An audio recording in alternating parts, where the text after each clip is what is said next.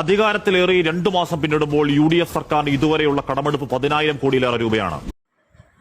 അല്ല ഈ കടമെടുപ്പിനോട് നമുക്കും വലിയ യോജിപ്പില്ല.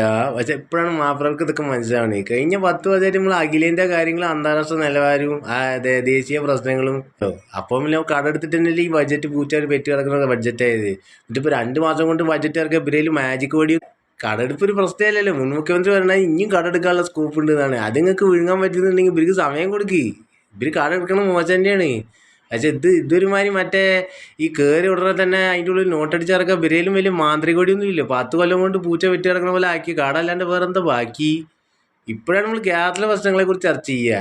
നിങ്ങൾക്ക് ഇപ്പോഴാണ് കേരളത്തിലെ പ്രശ്നങ്ങളെക്കുറിച്ച് ചർച്ച ചെയ്യാനുള്ള സമയമുള്ളൂ. അതുവരെ നിങ്ങൾ അഖിലേന്ത്യയും അന്താരാഷ്ട്ര പ്രശ്നങ്ങൾ നിങ്ങളുടെ അജണ്ടയിൽ യോജിപ്പിക്കുന്ന പ്രശ്നങ്ങൾ മാത്രമേ ഉള്ളൂ. അതുകൊണ്ട് ഇതൊക്കെ കബൂലാക്കി. ഇതിൽ നിങ്ങളുടെ രോദനം എന്നൊക്കെ പറയുന്നത് വെറും മാധ്യമ ഇരട്ടത്താപ്പും അതേപോലെ തന്നെ കൂലി സേവയാണ്. അതിൽ അപ്പുറത്തേക്കൊന്നും കാണാനില്ല. നന്ദി, നമസ്കാരം.